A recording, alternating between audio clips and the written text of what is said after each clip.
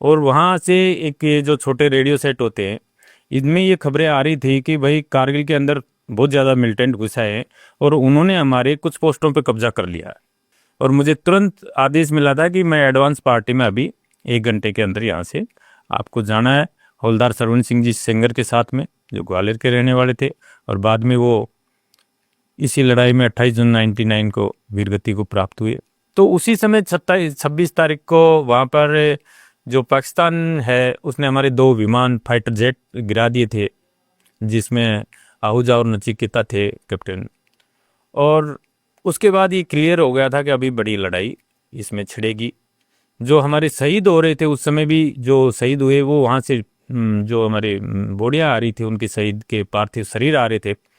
और तो उसको देख के लग गया था कि अभी लड़ाई यहाँ ये सिर्फ मिलिटेंट्स नहीं है, ये कुछ आर्मी ये का पूरे जो पाकिस्तान की ट्रेंड जो सोल्जर हैं, पाकिस्तान की जो आर्मी है वो है। लेकिन तभी हमारे ऊपर और फायरिंग आ गया, सब अस्त व्यस्त हो गए। 1971 का भारत पाकिस्तान युद्ध बहुत चर्चित रहा है। जिन लोगों ने भी अपने माता पिता से 1971 के भारत पाकिस्तान युद्ध की कहानियां सुनी हैं, उन्होंने कारगिल युद्ध अपने सामने देखा। मोर्चे पर क्या हो रहा था, हमारे जवान, हमारे सैनिक, हमारे वीर सपूत किस तरह लड़ाई लड़ रहे थे, वो कहानियां तो मोर्चे से ही आया कोई जवान हमें बताएगा। ऐसा ही एक राइफलमैन जवान हमारे बीच आज हमारे स्टूडियो में है। उन्हें वीर चक्र मिला है। उनका नाम है राइफलमैन जयराम सिंह।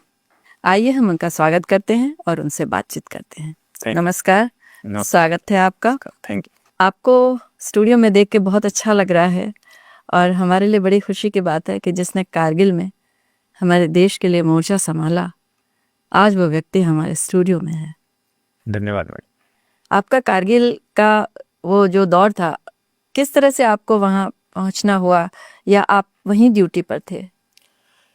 धन्यवाद मैडम, पहले तो आपको कि आपने जो हमारी कारगिल की पुरानी यादें हैं उनको फिर से ताज़ा आज आप कर रहे हो।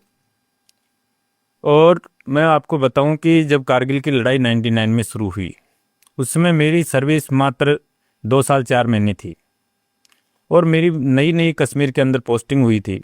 कश्मीर में कहाँ पे? हाँ, कश्मीर के अंदर दुर्गमुल्ला सेक्टर है, कुपवाड़ा के दुर्गमुल्ला के अंदर, उसके कांडी के गांव में हम पोस्टेड थे वहाँ पर। और जिस समय ये हुआ उस समय ऐसे कोई वहाँ समाचार मिलने के ऐसे कोई संसाधन नहीं थे। तो आप वहाँ पोस्टेड थे, तो वहाँ उस वक्त कोई ऑपरेशन चल रहा था या वैसे पोस्टिंग थी नॉर्मल? ऑपरेशन वहाँ चलते रहते थे मिलिटेंट्स के खिलाफ में। और जब हम ये जिस समय ये कारगिल का एपिसोड हुआ, उस समय भी हमारा 72 घंटे का एक ऑपरेशन चल रहा था, उस ऑपरेशन में थे। और वहाँ से एक ये जो छोटे रेडियो सेट होते हैं, इनमें ये खबरें आ रही थी कि भाई कारगिल के अंदर बहुत ज़्यादा मिलिटेंट घुसा है और उन्होंने हमारे कुछ पोस्टों पे कब्जा कर लिया है। हमें नहीं पता था कि हमें कल ही वहाँ जाना पड़ेगा, लेकिन ऐसी खबरें खबर आ रही थी। और अचानक ही हमें 24-25 तारीख को मई के अंदर मैसेज मिलता है कि आप नीचे आओ, तुरंत आपको वापस आना है कैंप के अंदर। और जब हम कैंप में पहुँचे तो हमारे पहुँचने से पहले वहाँ हमारा जो कैंप था वहाँ बीएसएफ ने पूरा ऑक्यूपाई कर लिया था। जो हमारे मोर्चे थे, जहाँ हम रहते थे, पूरा लिविंग वगैरह। और मुझे तुरंत आदेश मिला था कि मैं एडवांस पार्टी में अभी 1 घंटे के अंदर यहाँ से आपको जाना है, हवलदार सरवण सिंह जी सेंगर के साथ में, जो ग्वालियर के रहने वाले थे। और बाद में वो इसी लड़ाई में 28 जून 99 को वीरगति को प्राप्त हुए। वो मेरे गुरु भी थे, उनसे मैंने ट्रेनिंग भी ली थी।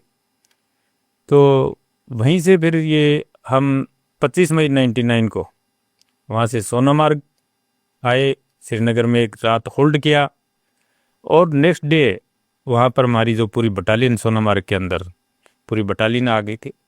और वहाँ जो ऑपरेशन चल रहा था ऑलरेडी आपका कुपवाड़ा में, उसका क्या हुआ? उसको वो जो ऑपरेशन है वहाँ से हमने उसको तो छोड़ दिया। अब वो तो दूसरी जो बटालियन है जिनको टास्क दिया हो गया होगा हमारे जाने के बाद में, उसके बाद पता नहीं चलता हम तो वहाँ से आगे कौन पीछे से कर रहा है। वो तो ब्रिगेड की ड्यू की अलग अलग जिम्मेवारी होती है। या ऐसा होता है लड़ाई के अंदर कि जब सेना को लड़ाई में आगे कर देते तो उनकी जगह पीछे बीएसएफ ले लेती। बीएसएफ उनकी जो भी वो काम कर रहे थे वो काम फिर बीएसएफ करती है। जी मैं ठीक है, इसके बाद आपने यहाँ पे मोर्चा संभाला फिर? सोनामार्ग के अंदर 26 तारीख को जब हम वहाँ थे, हम कैंप कर रहे थे वहाँ, हमें टाइम मिला था क्योंकि ऊपर अल्टीट्यूड में जाने से पहले अगर सीधे अल्टीट्यूड में जाते तो उल्टी दस्त इस प्रकार की जो बीमारी है वो हो जाती है। तो सोनामार्ग में ये समय मिला कि आप कुछ समय के लिए यहाँ पर 5-6 दिन के लिए रुकें और क्लाइमेट हो सेट जाए। करें। क्लाइमेट हाँ, सेट कर। क्लाइमेट सेट करें। तो उसी समय 26 तारीख को वहाँ पर जो पाकिस्तान है उसने हमारे 2 विमान फाइटर जेट गिरा दिए थे, जिसमें आहूजा और नचिकेता थे कैप्टन। और उसके बाद ये क्लियर हो गया था कि अभी बड़ी लड़ाई इसमें छिड़ेगी। जो हमारे शहीद हो रहे थे उस समय भी, जो शहीद हुए वो वहाँ से जो हमारे बोडियाँ आ रही थी उनके शहीद के पार्थिव शरीर आ रहे थे। और तो उसको देख के लग गया था कि अभी लड़ाई यहाँ ये सिर्फ मिलिटेंट्स नहीं है, ये कुछ ये आर्मी का पूरे जो पाकिस्तान की ट्रेंड जो सोल्जर हैं, पाकिस्तान की जो आर्मी है वो है। और उसके बाद में 1 जून 99 को हम सोनामार्ग से थोड़ा ऊपर गुमरी से आगे वहाँ पर गुमरी के अंदर ही मीनामार्ग पड़ता है जगह, एक पुल है, छोटा लकड़ी का पुल था, आजकल तो वहाँ पूरा बड़ा पुल बन गया है, मैं गया हूँ अभी भी। तो वहाँ पर एक जो पहाड़ी थी उसकी तलेटी में हमारा कैंप लगा। वहाँ पर जैसे वहाँ गए, पहली ट्रेजेडी हमारी वहाँ पर, एक जो नाई था हमारा रामकरण, वो इस मौसम की वजह से ही वहाँ जैसे गए और उसकी डेथ हुई वहाँ पर, वो शहीदी पहले हुई है हमारे वहाँ पर। और वहाँ हमने वहाँ भी क्लाइमेट सूट किया। जो दूसरी बटालियन थी ये टोलोलिंग से नीचे पड़ता है इलाका, जो टोलोलिंग जहाँ से पाकिस्तानियों का कैप्चर कर लिया था पूरा, और वहाँ से जो रोड है श्रीनगर लेह का राष्ट्रीय राजमार्ग नंबर 1, इसको पूरा ऑक्यूपाई कर लिया था उन्होंने फायरिंग से। वहाँ से टोलोलिंग और टाइगर रिल से जो फायरिंग करते थे वो ऊपर से करते ऊपर से करते थे, उससे हमारी जो गाड़ियाँ हैं वो नहीं निकल पाती थी रोड से, बिल्कुल रोड को ब्लॉक कर दिया था। रात के अंदर बिल्कुल गाड़ियों की लाइट बंद करके हम बहुत कम रोशनी के अंदर उनको, गाड़ियों को एक एक के बहुत धीमी आवाज में करते हुए बहुत धीमे धीमे उनको क्रॉस कराते थे। एक एक गाड़ी, जो भी सामान आता था, जो हमारे अम्नेशन आते थे, हथियार आते थे पीछे से, उनको बहुत मुश्किल से आगे पास करने के लिए हम उनको वो कराते थे। इसी दौरान टोलोलिंग के ऊपर हमारी 4 बटालियन ने अटैक किया हमसे पहले। ग्रेनेडियर 18 ग्रेनेड ने किया, जाट ने किया, 9 पैरा ने किया। लेकिन वो जो अटैक हमारे टोलोलिंग पे थे वो हाइट पे, पाकिस्तानी जो थे आर्मी थी वो हाइट पे थी, हमारी जो जवान नीचे से चढ़ रहे थे, तो बड़ा मुश्किल हो रहा था। ऊपर से नीचे उनको देखना बहुत कोई भी आसान था। अटैक सफल नहीं हुआ। और अच्छा, और हमारे 18 ग्रेनेडियर के जवानों की तो लेफ्टिनेंट कर्नल अधिकारी साहब और उनके साथ जो जवान थे वो तो शहीद हो गए थे, और उनकी जो पार्थिव देह भी हम नहीं उठा पा रहे थे क्योंकि वो ऊपर से बीच में थी, गोलीबारी हो रही थी। उधर उनकी फायरिंग इधर हमारी। और 18 ग्रेनेडियर के हमारे जवान बहुत मुश्किल हालात में मात्र कुछ पत्थरों के संगड़ के पीछे और उनका मुकाबला कर रहे थे, जहां तक हमारा वो ऑक्युपाई हमने कर रखा था। उसी समय हमें 12 जून 99 को हमारी पलटन को टास्क मिला कि आपको 12 जून 99 को अटैक करना है टोलोलिंग पर, तो टोलोलिंग को कैप्चर करना है। और इसकी पूरी तैयारी हुई, पूरी तैयारी की। हमारे जो सीओ साहब थे कर्नल रविंद्रनाथ साहब, बहुत ही बहादुर, बहुत ही बुद्धिमान, बहुत ही जबरदस्त जो कमांड उनकी थी, उन्होंने इसकी पूरे इलाके की कई टीमें भेज के रेकी करवाई, खुद हेलीकॉप्टर से रेकी की, और पूरी इसकी जबरदस्त प्लानिंग बनाई कि 2 तरफ से अटैक किया जाएगा इसके ऊपर, टोलोलिंग के ऊपर। एक तरफ से राजपूत अटैक करेंगे, एक तरफ से जाट अटैक करेंगे। राजपूताना राइफल्स और राजपूताना राइफल्स में 2 ही कौम मेन होती हैं, जाट और राजपूत। अल्फा और डेल्टा राजपूत कंपनी होती है, ब्रो चार्ली जाटों की कंपनी होती है। तो उन्होंने दोनों तरफ से, एक को नाम दिया गया था बर्बाद बैंकर, जहाँ पर मेजर अधिकारी साहब का जो पार्थिव देह थी वहाँ तक पहुँच गए थे, वहाँ तो उनकी वो जहाज शहीद हुए थे। और दूसरी तरफ से टोलोलिंग टॉप, तो बर्बाद बैंकर की तरफ से तो हमें जो डेल्टा कंपनी थी उन्हें टास्क दिया था, और हमारी रिजर्व अल्फा कंपनी दूसरी, वो भी राजपूत कंपनी थी। और दूसरी तरफ चार्ली कंपनी टोलोलिंग टॉप की तरफ से उनको टास्क मिला, और ब्रो उनकी रिजर्व थी। दोनों तरफ से हमले की प्लानिंग हुई, और 11 जून 99 को ही रात को पूरा ऊपर चढ़े हम लोग। खाने के लिए पीने के लिए कोई बहुत ज़्यादा वहाँ ऐसा व्यवस्था नहीं थी। मात्र ये जैसे खुरमले होते हैं अपने यहाँ घरों में बनाते हैं, और स्वाड़ी जो होती है वो, और कुछ ताज़ा अगर कुछ जैसे हो पाता था, एक आध दिन का, एक दो टाइम का रोटी और अचार, इस टाइप का खाना। और थोड़ा जितना पानी हम कैरी कर सकते थे, जितना जवान कैरी कर सकता। सबसे मेन प्रॉब्लम पानी की रहती थी कि ऊपर पियेंगे क्या, तो जितना हम कैरी कर सकते थे उतना पानी, और बाकी एक स्लीपिंग बैग का भी एक छोटा, वो 2 आते थे स्लीपिंग बैग, उसमें से एक उसका पार्ट ये लेके, और लगभग हमारा जो वेट था 25-26 केजी वेट के साथ में हम लोग रात भर 12 घंटे ऊपर से। आर्म एमिनेशन भी तो साथ में होता है ना? हाँ, आर्म्स अम्नेशन और हमारा जो सारा सामान ये लेके हम ऊपर चढ़े। तो इतना वजन लेके ऊपर चढ़ना मतलब बहुत मुश्किल काम है। बिल्कुल मुश्किल काम है, लेकिन उस समय एक तो हम बहुत जवान उस समय ट्रेनिंग करके निकले थे, और इतनी प्रैक्टिस थी और एक जोश था, तो उसमें ये वजन वगैरह ये कोई बहुत बड़ी बात लगी नहीं, बहुत इसमें ज़्यादा वो नहीं लगा। आपको मैं बताऊं कि मेरा ही जैसे हथियार था उसमें LMG, 9.1 केजी तो LMG का ही वजन होता है। LMG का वजन, आपका जो राइफल था? राइफल से बड़ी होती है LMG, लाइट मशीन गन, जो एक साथ फायरिंग करती है। उसमें से गोलियां एक साथ ब्रस्ट फायर होता है, तो आप मतलब 32 गोली भी एक साथ निकाल सकते हो, उसमें से एक साथ फायर कर सकते हो एक ही ब्रस्ट के अंदर। और उसकी जो मैगजीन आती थी, तो हम एक एक जवान, जैसे मैं 12 मैगजीन कैरी करता था, एक एक का वेट आप 8.1 केजी, मतलब उसका वेट मैगजीन का, तो आप समझ सकते हैं कि 21 किलो के समथिंग तो इन्हीं का वेट हो गया, 20-21 किलो वेट तो इन्हीं का ही हो गया। और फिर पर्सनल सामान, खाना वगैरह, पानी वगैरह, तो नॉर्मली है कि आप 26, 27, 30 केजी तक भी वेट हो जाता था। उसकी एस बैरल भी होती थी उसके साथ में, तो ये सारा जो वेट है और वेट करते थे, लेकिन वो बहुत ज़्यादा हमें लगता नहीं था, क्योंकि हमारी ये प्रैक्टिस बहुत ज़बरदस्त थी, राजरीफ की ट्रेनिंग बहुत तगड़ी थी, और इतना ट्रेनिंग की हुई थी कि ये सब मुश्किल नहीं लगता था। 12 जून 99 को हम ऊपर पहुंचे। उस समय उनका बहुत ज़बरदस्त बम्बारमेंट वहाँ चल रहा था। हमारे ग्रेनेडियर के जो जवान हैं उन्होंने बहुत मुश्किल हालात में वहाँ मोर्चा लिया हुआ था। पूरे दिन हमने उस पूरे इलाके को देखा। हमारे जो कंपनी कमांडर थे मेजर मोहित सक्सेना साहब, उन्होंने एक एक प्लाटून को, एक एक जवान को, एक एक सेक्शन को उनका मोर्चा समझाया कि रात को आपको कहाँ अटैक करना है, आपको यहाँ फायरिंग करनी है, आपको इस तरफ से फायरिंग करनी है, आपको इस तरफ से करनी। नीचे कम से कम 120 RT की गनें लगी थी, जिसमें Bofors, light machine gun, medium machine gun, ये सब वहाँ पर थे। मेजर जनरल महेंद्रपुरी साहब उस वहाँ पर खुद, ब्रिगेडियर ओल साहब वहाँ पर कमांड एंड कंट्रोल कर रहे थे।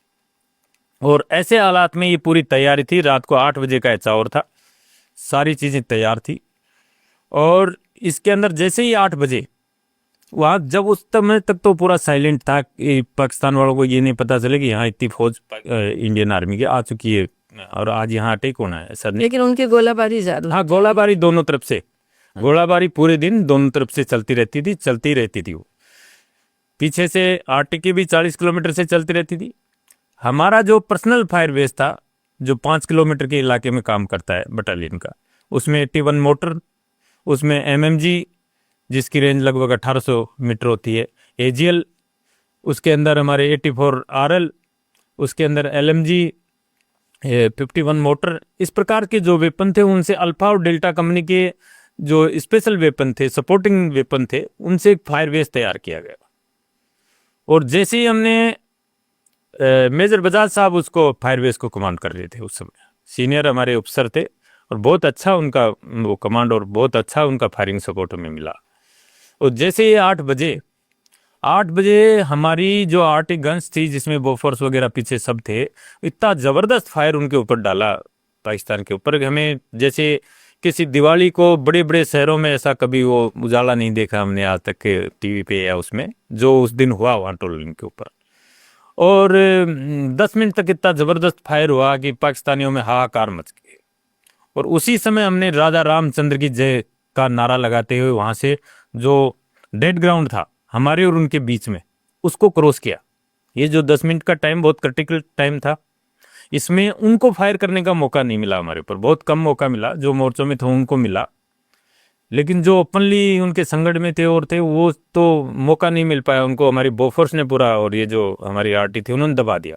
बोफोर्स ने काफी कमाल दिखाया था काफी कमाल दिखाया। बोफोर्स बहुत जबरदस्त वेपन है, बहुत ही उन्होंने कारगिल के बोफोर्स तो कहते हैं कारगिल जिताया है पाने के अंदर निर्णायक इसमें भूमिका मैं मानता हूँ। मैंने खुद ये देखा है अपनी आंखों से और महसूस भी किया। तो जैसे जैसे हम आगे बढ़ते गए वैसे वो फायर आगे बढ़ता गया। ये सब हमारा जो तालमेल था आरटी का वो हमारा वो बहुत जबरदस्त था।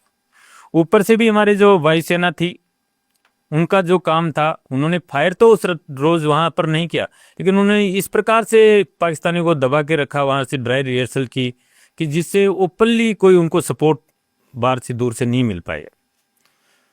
और 15-20 मिनट में तो हम बिल्कुल क्लोज वहां पहुंच गए। तो हमारा फायर आगे शिफ्ट हो गया, उनकी तरफ से अल्लाह अकबर ऐसे इस तरीके के नारे लगे, हमारी तरफ से हमारा जो रेजिमेंट का नारा है राजा रामचंद्र की जय, और बोलते हुए बिल्कुल हैंड टू हैंड फाइट हमारी, कहीं 5 मीटर कहीं 7 मीटर कहीं 10 मीटर से, हाँ बिल्कुल फाइट हैंड टू हैंड। एक तो मोर्चे में मेरे एक साथी थे कृष्ण कुमार, उनके कान में से गोली मोर्चे से लगी और उन्होंने बैरल भी पकड़ी है, हाथ जल गया उनका। हाँ इतना क्लोज, हम इतना वहां पर क्लोज। और इसी दौरान हमारी जो पहली गोली लगी वो हवलदार सुल्तान सिंह जी थे, ग्वालियर साइड के रहने वाले, उनको लगी पेट के अंदर। ऊपर वो बिल्कुल क्लोज उनके वहां पहुंच गए थे मोर्चे में, और बिल्कुल उनका बहुत जबरदस्त वहां काम रहा। वहां उन्होंने पहला जो मोर्चा संभाला वहां पर वो उन्होंने संभाला। उनको गोली लगी, पेट में लगी, फिर कंधे में भी लगी, उन्होंने फायर भी किया, उनके भी मरे, लेकिन वो वहीं क्या उनको वहीं शहीद हो गए फर्स्ट में। और उनके शहीद होते ही जैसे ही तो फिर तो बटालियन में जोश आ गया, कोई सिक्योरिटी नहीं, कोई सेफ्टी नहीं, खुद पर्सनल सेफ्टी की परवाह ना करते हुए, और हैंड टू हैंड फाइट में पूरा उनको वहां से जो मरे वो मरे, और बाकी वहां से छोड़ के पके। पूरी रात ये लड़ाई चली। इसी तरह हमारी तरफ से चली, उसी तरह दूसरी तरफ से जो मेजर विवेक गुप्ता थे, वहां वो चार्ली कंपनी के कंपनी कमांडर थे, और उन्होंने टॉप पे इस प्रकार से जबरदस्त लड़ाई लड़ी, और लड़ते लड़ते वो खुद इसमें वीर गति को प्राप्त हो गए। महावीर चक्र उनको मिला है। हमारे हवलदार दिगेंद्र सिंह थे, वो उनके साथ थे। सूबेदार भंवरलाल साहब थे, उनको वो इसमें थे उनके साथ में। हमारे सुमेर सिंह जी राठौड़ थे जो उसमें मोटर के ओपी थे, वो उसमें वीर गति को प्राप्त। ये सब आपकी आंखों के सामने गए? हाँ, ये सब हमारे बिल्कुल बहुत ही क्लोज, जिसमें हम एक साथ बैठते थे, उठते थे, खाना खाते थे, पार्टियों के अंदर आपस में एंजॉय करते थे। वो सब लोग जो बड़े खानों में एक साथ रहते थे, हर कंपटीशन में, हर लड़ाई की ट्रेनिंग के अंदर, ये सब बिल्कुल क्लोज हमारे। तो उस समय एक बार ये मन में नहीं आया कि ये सभी मेरे अपने हैं, ये जा रहे हैं, कहीं मेरी बारी तो नहीं आ रही? ये जो बारी आने की बात हमारी कभी नहीं आई दिमाग के अंदर, क्योंकि ऐसा मुझे कभी लगा ही नहीं कि मैं इसमें खत्म होऊंगा या मैं मरूंगा इसके अंदर। बढ़ चढ़ के हिस्सा लेने की एक भावना रहती थी। हम बहुत नए लड़के थे, और विशेषकर जो नए लड़के थे उनमें बहुत जोश था। उनमें तो यही था कि हमारे सुल्तान सिंह जी अभी शहीद हुए हैं, इन्होंने ये किया तो हम इनके 5 मारें, 10 मारें, हम इनके वो करें। ऐसा नहीं था कि हम मर जाएंगे। मरने का तो कोई वो ही नहीं था, कोई शादी वगैरह हुई नहीं थी उस समय, कोई परवाह नहीं थी किसी चीज़ की। और हमारे एक चीज़ और थी, और मैं तो मानता हूँ कोई माने या नहीं माने, हमारे गांव के अंदर भोम्या जी महाराज का मंदिर है, और हमारे ये मान्यता है कि मेरे गांव के अंदर फर्स्ट वर्ल्ड वार में, सेकंड वर्ल्ड वार में, उसके बाद 1947 में, 65 की लड़ाई में, केतर की लड़ाई में फौजियों का गांव है, पूरा फौजी रहते हैं पूरे। लेकिन आज तक मेरे गांव का कोई फौजी लड़ाई के अंदर शहीद नहीं हुआ। लड़ी सबने, और लड़े और जीते, और जीत के आए, यार वापस घर आ हाँ। गए। तो हमारे गांव में एक ऐसी मान्यता भी है कि हमारे भोम्या जी महाराज रक्षा करते हैं। माँ का आपने नाम लिया, मैं ये जानना चाहूंगी, उस वक्त तो आप विवाहित नहीं थे, और माँ थी आपकी देखभाल के लिए, पिताजी आपके नहीं थे, तो उस समय उनको क्या लगता था, कैसे आपकी बात हो पाती थी युद्ध क्षेत्र से, या कि माँ अकेले सोचती होंगी बेटा अभी पता नहीं कहाँ है, क्या है, वापस आएगा नहीं आएगा? किस तरह से आपसे संवाद कैसे होता? जैसे उनको पता चला, क्योंकि ये जो 12 जून 99 को लड़ाई हुई, इसमें मेरे गांव के कई आसपास के लड़के घायल हुए। तो इससे पहले जब लड़ाई का उनको पता चला कि लड़ाई छिड़ गई है, बात तो नहीं हो पाती थी, माँ से लड़ाई के क्षेत्र में कभी बात हो नहीं पाई है। कोई संपर्क का साधन? संपर्क का साधन ओनली लेटर ही था। जब कैंप में फुर्सत के क्षणों में होते थे तो लेटर लिखते थे, और वो जाता था उन माँ के पास में, और माँ भी मुझे लिखती थी, वो मेरे पास आती। घर वालों से, जो मेरे चाचा जी के यहाँ एक लैंडलाइन फ़ोन था, माताजी वहाँ से 5-6 किलोमीटर दूर रहते थे, तो वहाँ मेरी बात उनसे हो जाती थी। घर पे कोई फ़ोन नहीं था हमारे, तो वहाँ कभी कभी जो सैटेलाइट फ़ोन से वहाँ से बात कराई जाती। अच्छा, आप लोगों को सैटेलाइट फोन वहाँ उपलब्ध कराया जाता था या? हमें आर्मी की तरफ से सैटेलाइट फ़ोन उपलब्ध करवाए जाते थे। 2-2 4-4 मिनट का मौका मिलता था, उसमें कुछ टूटी फूटी बातें, कभी आवाज़ आती थी, कभी नहीं आती थी। और कभी दोनों साथ बोल रहे हैं, हाँ, कभी दोनों साथ बोलते थे, कभी तो नहीं दोनों समझ चुप में हो आता था गए, क्या बोल रहे। भावुक हो गए। तो उससे कभी बात इतना कि बस मैं ठीक हूँ, मेरी चिंता मत करना आप लोग, और हम बढ़िया हैं। वो घर वाले चिंता व्यक्त करते थे तो हम कहते थे नहीं, ऐसी कोई परवाह की बात नहीं है, और बहुत अच्छी स्थिति में हम, कोई दिक्कत नहीं है। इतना ही बात हो पाती थी उस समय। कभी सच नहीं बताते थे कि क्या स्थितियां हैं? नहीं, सच्ची था। घर वालों को भी पता है कि बचपन ऐसा ही रहा। बचपन में भी हम बस ऐसे नटखटी थे, और कॉलेज के टाइम में भी ऐसे नटखटी रहे। तो ये तो पता था घर वालों को डरेगा तो नहीं, और ना डर की कोई ऐसी स्थिति आएगी। तो ये तो पता था घर वालों को, गांव वालों को, सबको। फिर वहाँ जैसे ये स्थितियां थी, अब आप लोग का वहाँ किचन था जो कुक होते थे, इसमें जैसे 12 जून 99 को हमने ये पूरा टनलिंग जो दोनों तरफ से कैप्चर कर लिया था। इसके अंदर हमारे एक अफसर मेजर विवेक गुप्ता और 2 जेसीओज और लगभग 8 जवान इसमें शहीद हुए हमारे, और काफ़ी पाकिस्तानियों को यहाँ मारा था। पूरा टोलोलिंग कैप्चर कर लिया था इसमें। और जो टोलोलिंग टॉप से जो जनरल महेंद्रपुरी साहब थे नीचे, सुबह हमारे सीओ साहब उनको रिपोर्टिंग कर रहे थे, तो उन्होंने कहा sir I am standing on Tololing top. हमारे जो सीओ साहब है वहाँ तिरंगा फहराया, और वहाँ ये कहा उन्होंने, किसी को विश्वास नहीं हो रहा कि क्या टोलोलिंग को कैप्चर हो सकता है। टोलोलिंग इतना हार्ड था कि वहाँ चढ़ना, वहाँ पाकिस्तान की जो आर्मी बैठी है उसको भगाना, और हमारी जो आर्मी है वो 15-20 दिन से वहाँ लगी हुई थी, लेकिन उनको कोई सफलता वो मिली नहीं थी। किसी भी पोस्ट के ऊपर किसी पहाड़ी को 12 जून 99 से पहले इंडियन आर्मी को कोई सफलता नहीं मिलती। पहली सफलता थी इंडियन आर्मी की, वो 12 जून 99 को टू राजदीप ने दिलाई। और उसके लिए ऊपर तक, यहाँ तक कि प्रधानमंत्री तक बार बार पूछ रहे थे क्या वास्तव में ये टोलोलिंग को कैप्चर कर लिया। टोलोलिंग का सामरिक महत्व बहुत ज्यादा था। वहां से टोलोलिंग से ही उन्होंने जो श्रीनगर ले राष्ट्रीय राजमार्ग था इसको ब्लॉक कर रखा था। जैसे ही टोलोलिंग कैप्चर हुआ, ये रास्ता खुल गया, पीछे से हमनसन आना, पीछे से जवानों की गाड़ी आना, उसकी रफ्तार बढ़ गई, और वो जो आना था आगे डिप्लॉय होना है उसमें बहुत आसानी हो गई। और कोई इसके अलावा रास्ता ही नहीं था वहाँ से कि कोई वहाँ से निकलने का या आने का। तो इस प्रकार से ये 12 जून 99 को हमने वो पहला टास्क पूरा किया। मैं बता रहा था आपको कि आप पूछ रहे थे कि भाई कैसे फायरिंग आती थी। फायरिंग का तो ऐसा था कि ऐसा भी नहीं है कि आप कहीं भी 5 मीटर भी अगर दूर, तो पूरे दिन फायरिंग आती रहती, दिन में रात में भी। हाँ, दिन में रात में। आइडिया हमें इतना हो गया था कि हम उससे घबराते नहीं थे। हमें ये जैसे आता था वहाँ से बम्बारमेंट, हमें पता चल जाता था फायर हमारे पास में गिरेगा, 100 मीटर आगे गिरेगा, पीछे गिरेगा, कहाँ गिरने वाला है। उस हिसाब से हम हमारी पोजीशन लेके अपने आप को बचाते थे, और कुछ जवान उसकी चपेट में भी आ जाते थे। इसके बाद 15 जून 99 को हमारे कुछ इक्विपमेंट अम्युनिशन ऊपर बच गए थे। हमने जैसे कैप्चर करने के बाद में लगभग 12 बजे के लगभग हमें आदेश मिला कि टू राजदीप की कैजुअलिटी काफ़ी हो गई है, लगभग 100 के लगभग घायल और 11 कैजुअलिटी। तो टू राजदीप विड्रॉल करेगी नीचे, और उसकी जगह 18 ग्रेनेडर आगे आ जाएगी। तो वहाँ से हमारा काफ़ी अम्युनिशन, इक्विपमेंट, हथियार ऊपर बच गए थे, क्योंकि जो जवान घायल हुए हैं, जो शहीद हुए हैं, उनके बच गए थे ऊपर। उनको लेने के लिए हम 15 जून को वापस गए थे। रात को गए, फिर सुबह वहाँ से वापस आए हम। तो जब आ रहे थे शाम को वापस, उस समय हमने काफ़ी भूखे थे, उस समय पूरे दिन से कुछ खाया नहीं था हमने। तो जैसे ही द्रास के अंदर हम नीचे उतरे, तो वहाँ पहाड़ियों के तलेटी में घर हैं, तो घर के लगभग उस पूरा गांव खाली हो गया था। तो वहाँ कुछ चावल बिखरे हुए पड़े थे, चावल। तो हमने, हमारे पास मिल्क मेड होता है, और उनके ही बर्तन थे वहाँ, उसमें हमने उस मिल्क मेड में खीर बनाई। और अभी क्या है कि इसको खाएंगे तो गर्म थी खीर, तो उस खीर को हमने खाया नहीं। रही क्या है कि नीचे हमारा चार्ली कंपनी का कुक हाउस है, तो वहाँ चल के अपन इसको, हमारा खुद की कंपनी तो वहाँ से कम से कम 5-7 किलोमीटर दूर थी, लेकिन ये था कि चार्ली कंपनी का कुक हाउस नज़दीक है, वहीं खाना खाएंगे। हम 15-20 जवान थे, उस खीर को हमारी जो चाय की केटली होती थी उसमें भर उसमें भर ली। के, हाँ, और नीचे आ गए। और नीचे आके 5-10 मिनट रेस्ट किया। हम हथियार रखते हैं ऐसे, एक जगह एलएमजी लगा देते हैं, उसके ऊपर राइफल रख देते हैं, ये सिस्टम होता है हमारा वहाँ पर।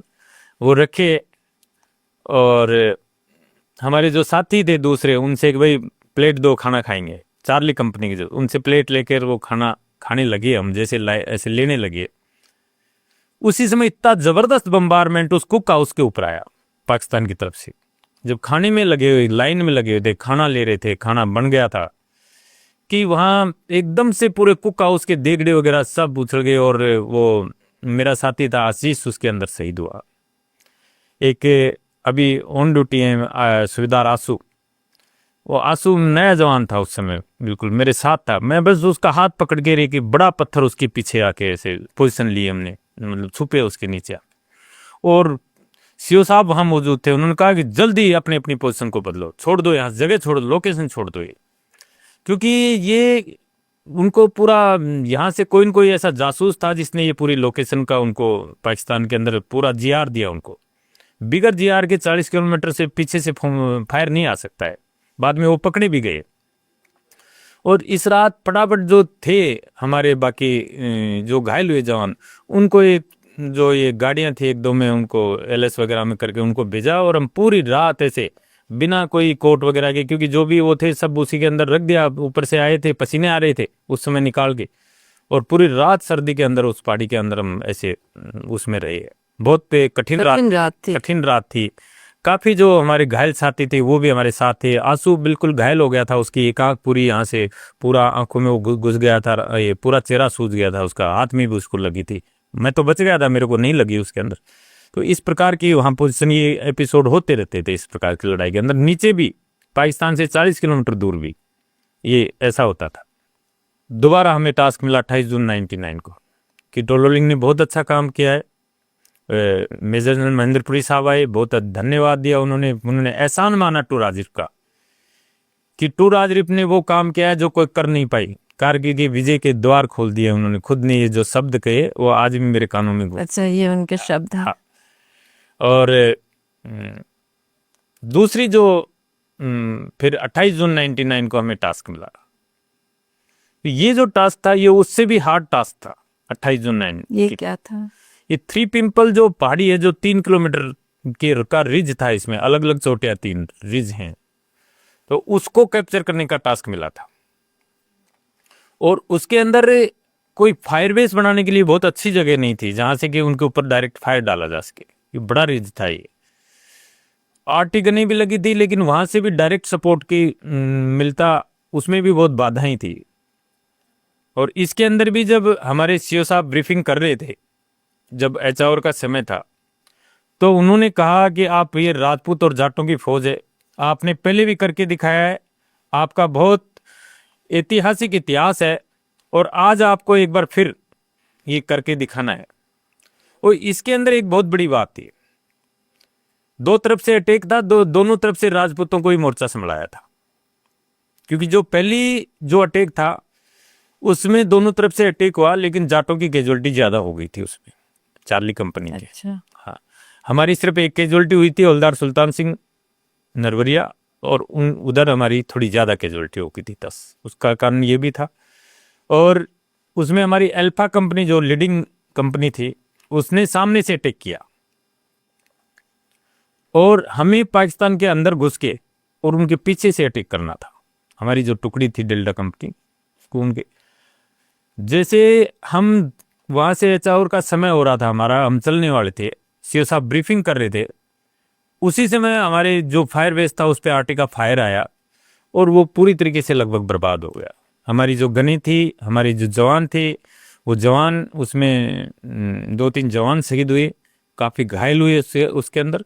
और एक बहुत ही कम छोटी जगह के अंदर ब्रीफिंग करते हुए सीओ साहब ने फिर भी कहा, बहुत ज़बरदस्त सीओ हमारे कर्नल रविन्द्रनाथ साहब थे, उन्होंने कहा चाहे कुछ भी हो, हम उस फौज के आदमी हैं, हमारी रेजिमेंट वो है, या तो हम आज थ्री पिंपल को कैप्चर करेंगे या फिर यहीं वीरगति को प्राप्त होंगे। और उन्होंने पूरा जोश उस समय बढ़ाया। जवानों ने भी कहा कि हाँ सर, कुछ भी हो जाए हम करके आपको देंगे ये। और हम वहाँ से चले, नीचे उतरे, वहाँ से जो नाला था जो पाकिस्तान में जहाँ से हमें घुसना था, वहाँ से उनके बोवी ट्रूप्स और ये इस प्रकार के माइनिंग वगैरह थे, उनमें कई जवानों के पैर भी उड़ गया जिसका उड़ गया। और वहाँ भी जो फायर आया बीच में, उसमें हमारे आरटीओपी थे वो घायल हुए, हमारे साथ जो डॉक्टर बसु थे वो उसके अंदर घायल हुए, और आरटी के जो 2 जवान और थे वो उनके साथ छोड़ने पड़े। लेकिन हमारे मेजर मोहित सक्सेना साहब और लेफ्टिनेंट केंगरूसी साहब, इन्होंने बिल्कुल हार नहीं मानी और बिल्कुल तेजी के साथ आगे बढ़ते रहे। जो घायल हो गए छूट गए वो छूट गए, बाकी सब आगे बढ़ते रहे हम।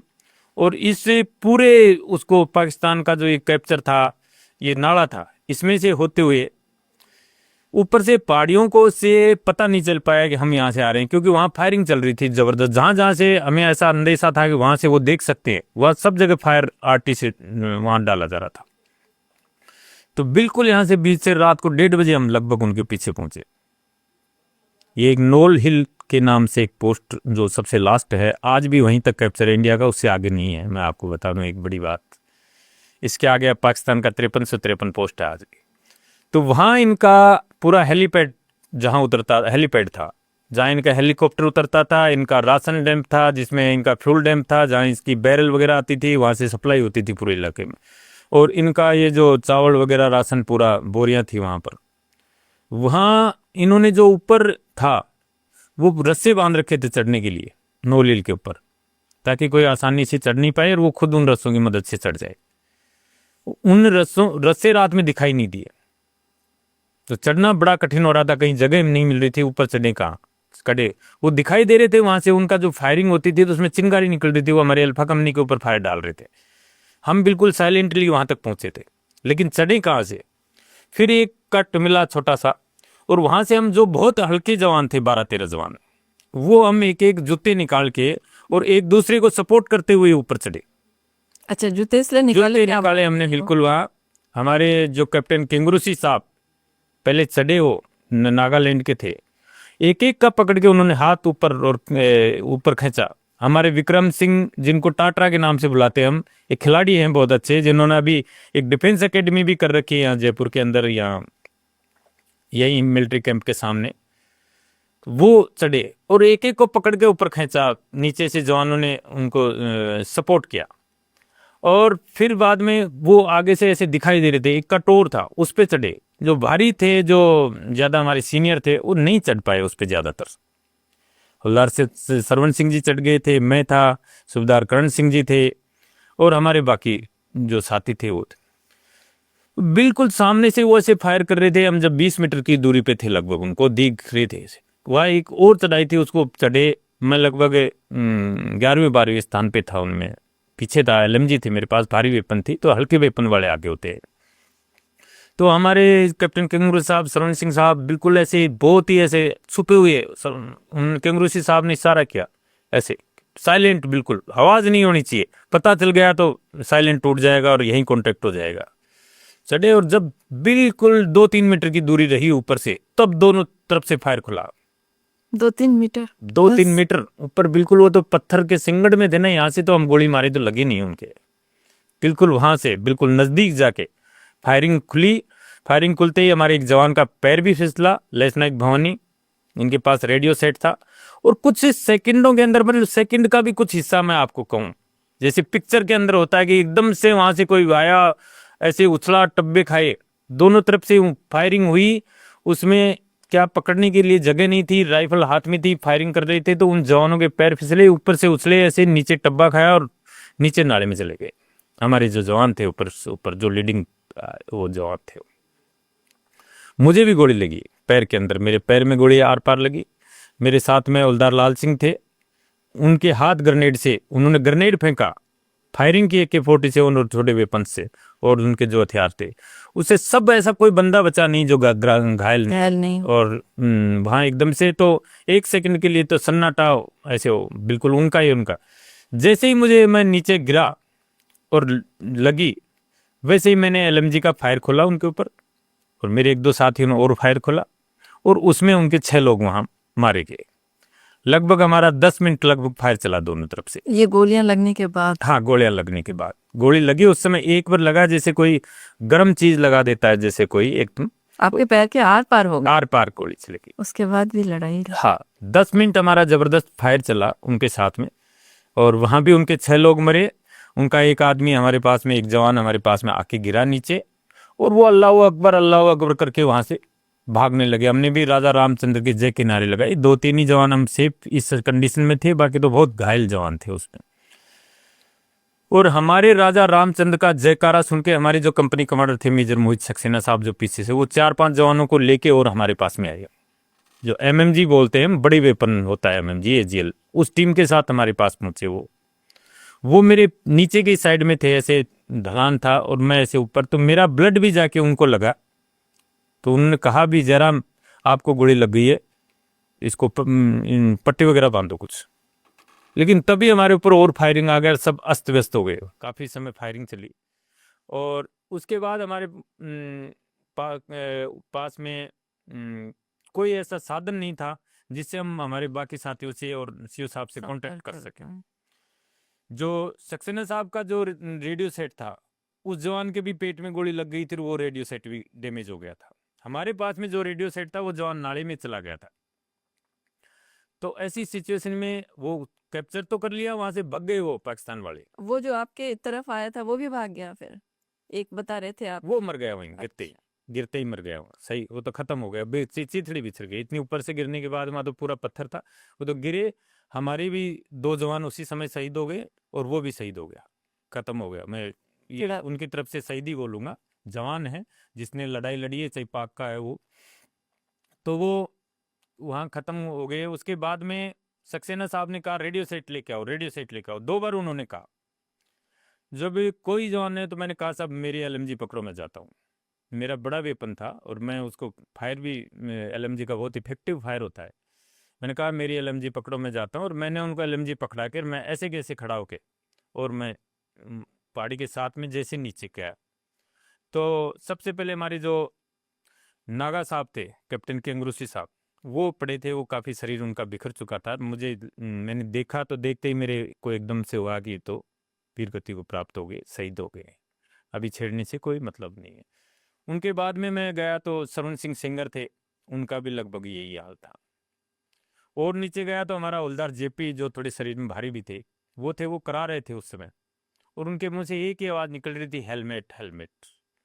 तो मैंने उनको साइड में से खींच की कोशिश की, तो नहीं हो पाए, वो काफ़ी भारी थे, वहाँ ऐसी जगह भी नहीं थी। तो मैंने हेलमेट उनके सिर पे लगाया, वो जा था।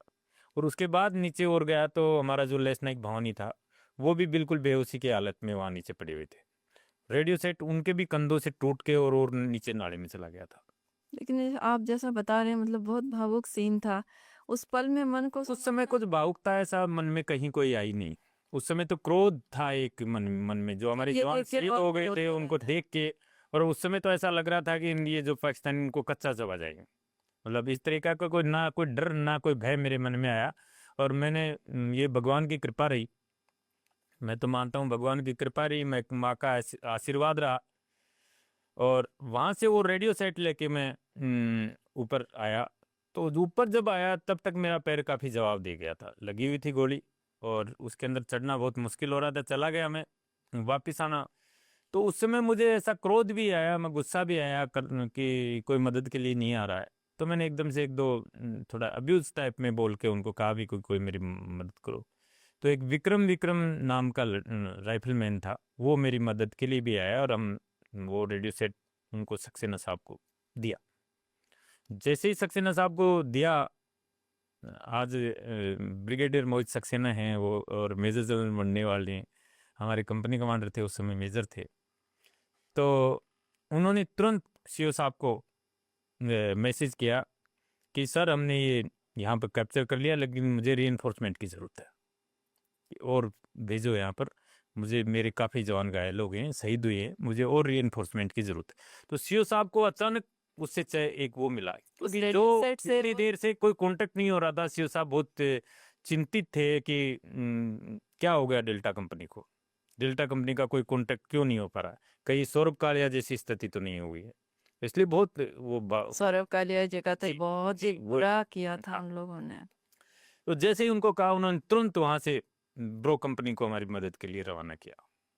और हम जो ये पूरा नॉलेज था, वो जो पोजीशन थी, हमारे कंपनी कमांडर साहब ने पूरा इसको कैप्चर करने के बाद में जगह जगह तुरंत वहाँ लगा दिए। उनके अंदर जैसे ये हुआ, हमारी अल्फा कंपनी जो सामने थी, वहां से वो राजा रामचंद्र के जयकारे लगा रहे थे, इधर से हम जयकारे लगा रहे थे राजा। तो ये दूसरों का आवाज से कॉन्टेक्ट हुआ, ओनली कम्युनिकेशन, ओनली आवाज से हुआ। और ये जो कम्युनिकेशन हुआ, इससे जो बीच में दो पाकिस्तानी फौज थी उसमें भगदड़ मच गई कि पता नहीं पीछे से कितनी फौज आ गई। उनको समझ नहीं आया, आगे से तो ठीक है, पीछे से पाकिस्तान की तरफ से कितनी आ गई। हम बहुत कम लोग थे, कम जवान थे, लेकिन उनको लगा कि पता नहीं कितने आ गए, उनमें भगदड़ मच गई। और वो जो वहां से भगे उसके जो नीचे की तरफ, तो वहां नीचे जो हमारे ऊपर नहीं चढ़ पाए थे जवान, वो थे, उससे उनका कांटेक्ट हुआ। वहां भी हमारे 2 जवान शहीद हुए, उनके बहुत मरे। सामने हमारे जो अल्फा कंपनी थी, उसके कंपनी कमांडर हमारे शहीद हुए, मेजर पदमपाणी आचार्य। हमारे जो उनके टॉयसी थे, कैप्टन विजन थापर, वो शहीद हुए। हमारे जो सीनियर जेसीओ थे, मान सिंह साहब, वो शहीद हुए। और कई जवान उसमें वीरगति को प्राप्त हुए। मैं ये देख रही हूँ कि ज्यादातर जो आपके ऑफिसर्स हैं उनके वीरगति उन्होंने ज्यादा पाई। और वो हमारे 4 ऑफिसर, 2 जेसीओ और 17 जवान इसमें अच्छा, इन्होंने शहादत दी। तो ज्यादा तो जवान ही थे, लेकिन रेशियो के हिसाब से देखें तो ऑफिसर्स का भी इसमें बहुत बड़ा रोल था। हाँ, अगर रेशियो से देखें। और उनकी जो कमांड कंट्रोल थी, देखिए, बिना लीडर के, बिना सेनापति के कोई सेना लड़ाई नहीं लड़ सकती। सेनापति ही लड़ाई लड़वाता है। तो ये हमारे सभी जो कमांडर थे, आज जो वीरगति को प्राप्त हो गए वो भी, और जो आज बहुत ही ऊंचे पदों पे हैं वो भी, जो रिटायरमेंट हो गए वो भी, वो बहुत जबरदस्त हमारे कमांडर थे। उन्हीं की वजह से, और जवानों का जो जोश था, सबको का एक जो वो हुआ, एकत्रित हुआ, उसी के कारण ये जो टोलोलिंगो 3 पिंपल को हम जीत पाए। इस प्रकार से 28 जून 99 को हमने ये कैप्चर किया था। और इसी 28 जून की 99 की लड़ाई के लिए, विशेषकर नोल पर कब्जा करने के लिए और नाले में से रेडियो सेट लाके कम्युनिकेशन कराने के लिए, मुझे वीर चक्र से भी महामहिम राष्ट्रपति महोदय ने सम्मानित किया। जी, सचमुच आपने ये बहुत बड़ा काम किया था। अगर रेडियो सेट नहीं मिलता उस दिन तो शायद, हाँ, यदि रेडियो सेट नहीं मिलता मैम, तो हमारा कम्युनिकेशन नहीं हो पाता, पीछे से मदद नहीं मिल पाती, और शायद एक दूसरी स्थिति होती। मैं आपको बताऊं कि मेरे एक साथी थे, राइफलमैन जय हिंद। जय हिंद। जय हिंद, एक ही दिन की भर्ती, एक साथ ट्रेनिंग करी हमने। उसको तो इस प्रकार से ब्रुश लगा था, ये पूरा नाक, ये आंख, ये कान, और ये पूरा एक साइड का फेस उड़ गया था। उनकी ऐसी स्थिति नहीं थी कि वो नीचे तक पहुंच पाएंगे, लगता नहीं था वो नीचे तक भी पहुंच पाएंगे, लेकिन भगवान की मेहर रही। बहुत कठिन परिस्थिति में उनको भी हम, हमारे जो बाकी जो ठीक जवान थे, वो ब्रो कंपनी के जवान आए थे, वो नीचे पहुंचाने में कामयाब रहे। मेरी स्थिति बहुत नाजुक थी, मेरे साथी और थे, उनकी बहुत नाजुक थी। लगभग 1 किलोमीटर तक तो हम ऐसे घिसटते घिसटते नीचे राइफल को थोड़ा आगे करके ऐसे आए। अच्छा, घिसट के। हाँ, घिसट। देखिए, ब्लड लॉस भी काफी हो चुका था। ब्लड का तो सुन, सारा ये जो पैंट में पूरा ब्लड जम गया, और ये पूरा जूते वगैरह सब ब्लड में, ये तो पैंट ही काट के, ब्लड से काट के निकालनी पड़ी है। वो तो पूरा, वो तो बहुत सूख के उसमें, हाँ, सूख के पूरा चिपक गया वो। और अभी बहुत सहजता से कह रहे हैं, लेकिन सचमुच वो स्थितियां बहुत दुष्कर रही होंगी। फिर कुछ जवान, 2 जवान थे साथी, वो हमें जब मदद के लिए आए, और जब वो उठा रहे थे तब भी नहीं उठा जा रहा था, ऐसी स्थिति थी। वो तो आगे एक 18 ग्रेनेड के डॉक्टर साहब मिल गए, भगवान का शुक्रिया था। उन्होंने एक इंजेक्शन लगाया, मोरफिया बोलते हैं जिसको, और कुछ 1-2 बिस्कुट, थोड़ा गर्म पानी खाने के लिए दिया, तो उससे थोड़ी एनर्जी लौटी। वो इंजेक्शन लगा, कुछ थोड़ा सा गर्म पानी मिला, कुछ से चाय भी उन्होंने बना रखी थी, 1-8 घूंट चाय की भी पी, और भी घायल थे हम। और 12 घंटे में नीचे, उसके बाद में हम उतर के आए वहां से। उतरने में भी हमें 12 घंटे लगे। जो उतरे वहां से, तो तुरंत फिर हमारी गाड़ी थी, उसने तुरंत द्राज में, और द्राज से हेलीकॉप्टर तुरंत ही वहां से हॉस्पिटल के अंदर।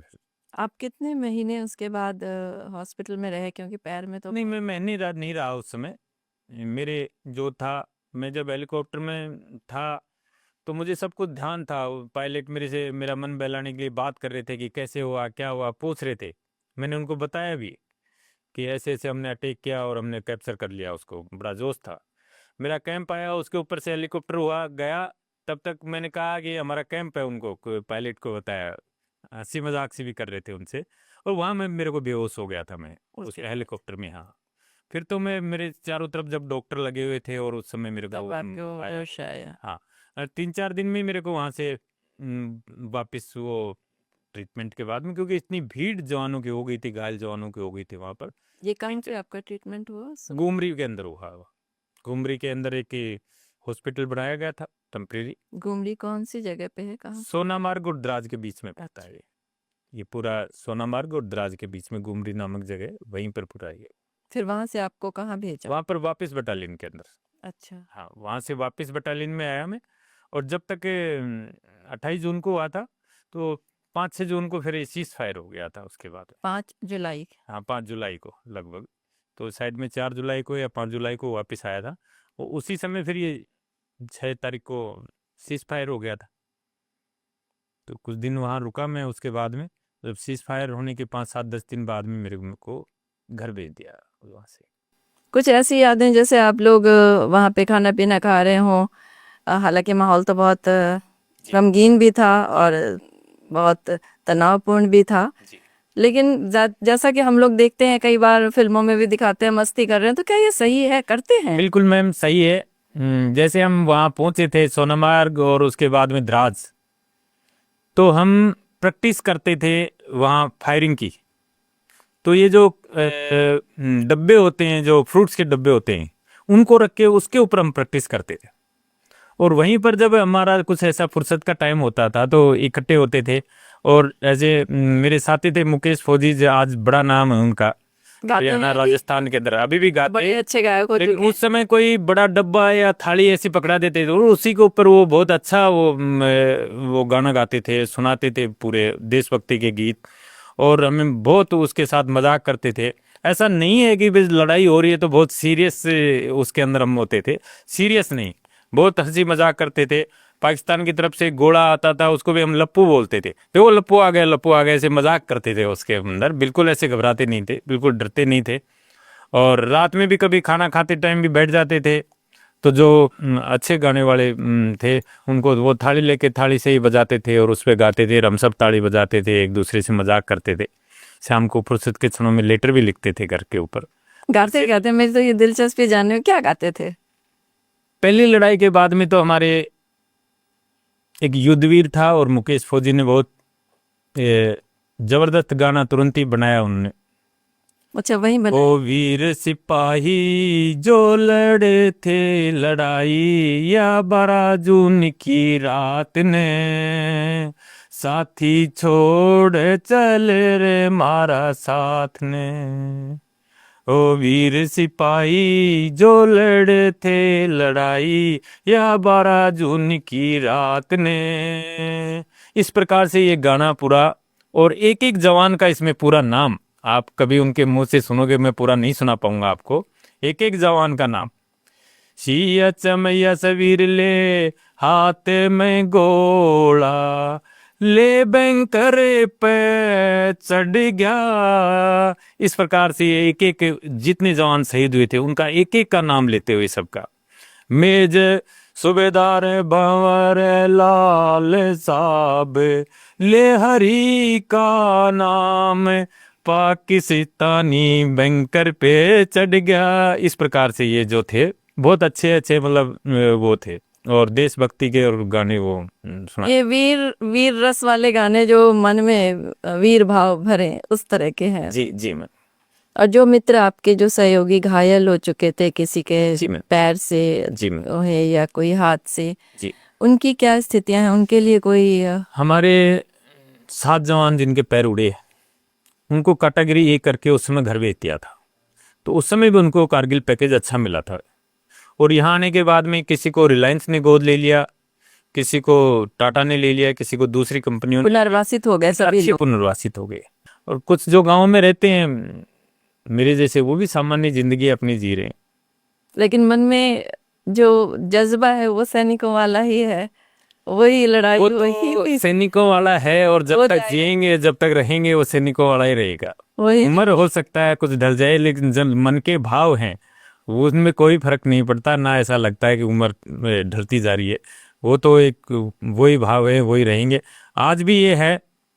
अभी ऑपरेशन सिंदूर चला, तब भी हमने हमारी बटालियन के अंदर मैसेज भेजा, और से यहाँ का जो जिला सैनिक कल्याण अधिकारी उनसे भी मिलके हमने कहा कि कोई भी अगर हमारी ज़रूरत पड़े तो हम फिर से तैयार हैं। जहाँ भी हमारा जो एक्सपीरियंस है, जहाँ भी हमारा उपयोग हो सकता है, आप काम ले सकते हैं हमें, हम बिल्कुल जब आप आदेश करेंगे हम तैयार हैं। और जब तक जिएंगे तब तक भी इंडियन आर्मी को जब भी हमारी ज़रूरत पड़ेगी निश्चित रूप से हम तैयार हैं, और बॉर्डर पे जाने के लिए बिल्कुल रेडी हैं, कोई दिक्कत ही नहीं है। देश के लिए आपका प्रेम और आपके सभी साथी जवानों का प्रेम बचपन से रहा है, सच में बचपन से रहा है। हमारे कैप्टन महेंद्र सिंह जी 1965 के अंदर, मेरा जो पड़ोसी गांव बिहारीपुर, वो शहीद हो गए थे 1965 में, और उनको अशोक चक्र मिला था। उनकी मूर्ति लगी हुई है, 1965 से उनका मेला भरता है वहाँ पर। उनकी सेवा करने के लिए, वो मेला बनाने के लिए, उनके जो भाई थे छोटे, उन्होंने शादी नहीं करी। हरी सिंह जी उनके बड़े भाई कर्नल थे, मग सिंह जी। तो वो उन मेलों को देख देख के उनमें जाते आते थे। तब से बचपन से एक भाव था कि हमें भी कैप्टन महेंद्र सिंह जी की तरह आर्मी में जाना है, और इस प्रकार से काम किया। भगवान ने हमारी सुनी, मौका भी दिया लड़ने का, और अशोक चक्र तो नहीं लेकिन वीर चक्र भी भारत ये सरकार ने बहुत दिया। बड़ा सम्मान है। भारत सरकार ने दिया। तो वो एक जज्बा था, शुरू से था। माँ भी हमेशा यही पढ़ाती थी।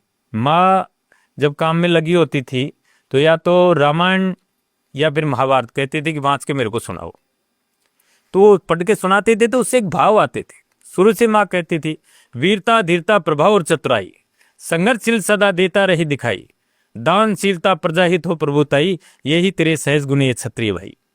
कि राजपूत का यही गुण है कि उसको वीर होना चाहिए, प्रजा के लिए, जनता के लिए अगर कुछ कर सके तो वो सारे गुण उसके अंदर उन्होंने बताए कि इस प्रकार से। और वही भाव रहे, माँ की एक विशेष कृपा रही। वही मेरी गुरु भी हैं, मेरी माँ भी हैं, कि उनके आशीर्वाद से जहाँ भी गए हमेशा सफलता मिली।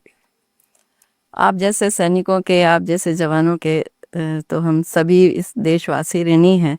और आपकी ये सारी बातें सुन के सच में ऐसा लग रहा है कि मोर्चे पर आप लोग किन परिस्थितियों में कैसे लड़ाई लड़ते हैं। बहुत मुश्किल है, जितनी सहजता से आपने बताया, सहज उतना है नहीं। उसको आप एक मानसिक रूप से आप उसको अपने आप को तैयार करते हैं कि हम इसे सहज माने, लेकिन सचमुच वो सहज नहीं है। आज आपने इतनी सारी बातें की हमारे साथ, उन स्मृतियों को हमारे साथ साझा किया। सच में हम आपके बहुत आभारी हैं। आप आए हमारे स्टूडियो में, आपने इतनी सारी बातें कही, वीरता की चीजें सुनाई। सुनने में सहज लग रहा है, लेकिन सचमुच सहज नहीं है ये सब। इतनी कठिनाइयों भरे पलों में आप लोगों ने धीरज रखा। तकलीफ थी, शारीरिक पीड़ा थी, उसको भी एक तरफ रखते हुए और देश को विजय दिलाई। तो हम देशवासी आपके ऋणी हैं। और आपने ये कहानी हमारे बीच साझा की। सचमुच हम उन पलों को थोड़ा बहुत करीब से समझ पा रहे हैं। आपका बहुत धन्यवाद। आप हमारे धन्यवाद मैडम। और हम सैनिक तो होते ही इसीलिए हैं। हमारा जो जिस प्रकार से आपका स्टूडियो का काम है, हमारा तो जब जरूरत पड़े तब सीमा की रक्षाओं का ही दायित्व है, और वो हम भरपूर निभा पाए, उसके लिए भगवान की कृपा रही। और हमारी जो माता पिता गुरु ने जो हमें संस्कार दिए, उनका प्रभाव, उनका आशीर्वाद रहा। बहुत बहुत धन्यवाद। जय हिंद, जय भारत।